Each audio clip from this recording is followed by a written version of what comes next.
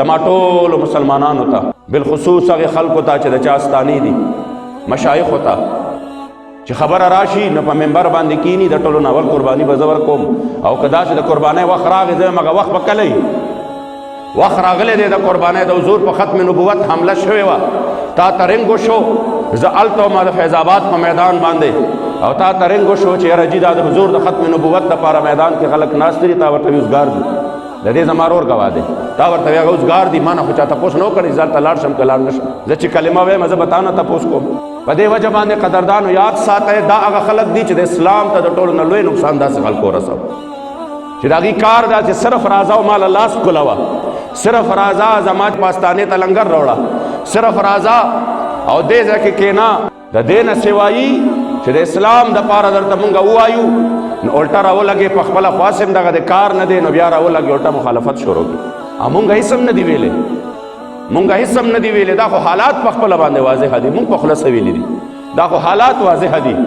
یو ماشوم کې عقل راغلی دی هغه ته هم پته لګي چې د حضور په نوم باندې څوک خوري نو په کار دا ده چې بیا هغه حلاله وکړي که نه د حضور په نوم چاته عزت ملاویږي په کار دا ده چې بیا خو د هغې نوم عزت وکړي نو اوس په دې وخت کې ټوله دنیا د ټولې دنیا لیبرل سیکولر ټول په یو طرف ته ولاړ دي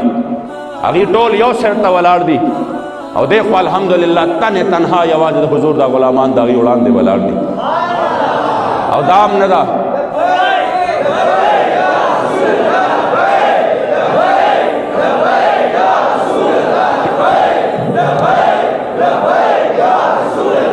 ځکه عزتمندو او دا هم نه ده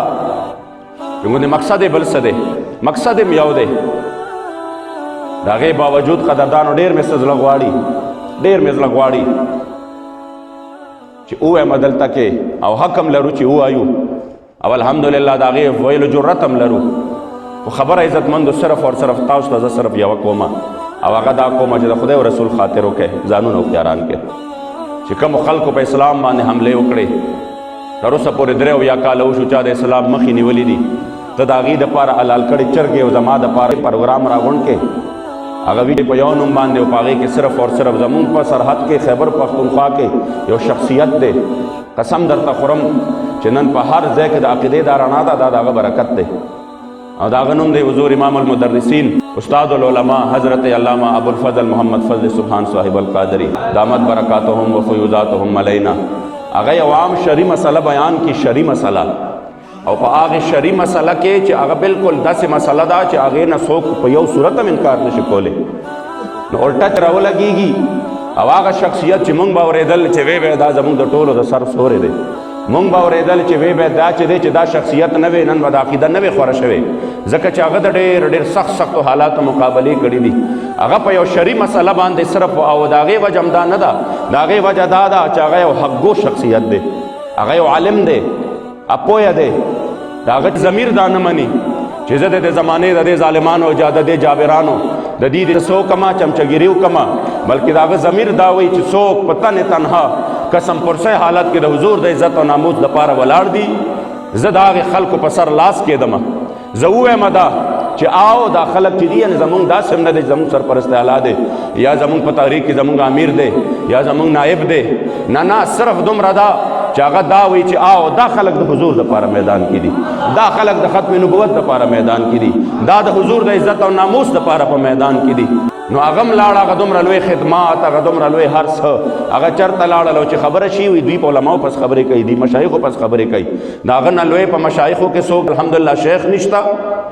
او نه ترې په عالمانو کې څوک عالم شته چې هغه تا نه محفوظ نه شو صرف په دې وجه باندې چې ستا خپې نه سټي په دروغه باندې په غلطه باندې نو بس هغه هم لاړه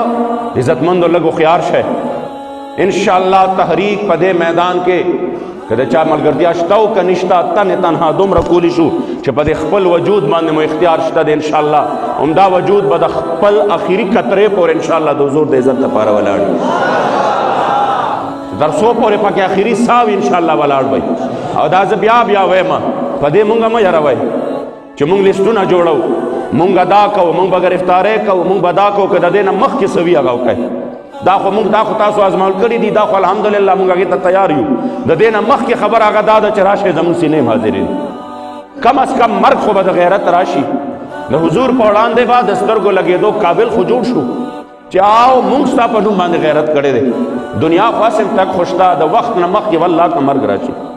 مرګ چې کومه ورځ مقرر ده راځي به. زما محبوب علیه السلام په توره دا شعر لیکلی شوی فی الجبن عار وفی الاقبال مکرمة والمرء بالجبن لا ینجو من القدر. رستو تلو کې بیا شرمندګي ده، بیا خلکو ته ډېر ډېر وایه راشه زما عزت وکړئ، خو بیا به دې څوک عزت نه کوي. بیا خلکو ته تاریخونه هم بیانوه زما ستانه داسې ده زما ستانه داسې ده، څوک درته ګوري هم نه په شا باندې، خو چې دا څیز نه کوي او د اسلام دپاره مخکې لاړې بیا د دې شي ضرورت نشته. بیا به یو عام سپاهي دی سپاهي، خو چې زما په حضور باندې غیرت وکړه د انیټ فورس یو نوجوان دی، خو چې جنازه یې اوچتېږي نو اویا لکه خلک بیا د هغه جنازې له راځي. بیا دا مه وایه، بیا وایه مې کته پاک رسول الله ده په منبر به ناست وی به زه د حضور د درس پې یم، خپله ناره به هم نه پرېښوده، زما د ناره به څوک نه لګوئ، خو چې کله د هغه مبارک جنازه اوچتېږي 2 کروړه خلک د هغه جنازې دپاره راځي. وجه څه ده عزتمندو؟ هر څه د حضور د قدم په خاورو کې دي. انشاءالله موږ د هغې دپاره تیار یو. لبیک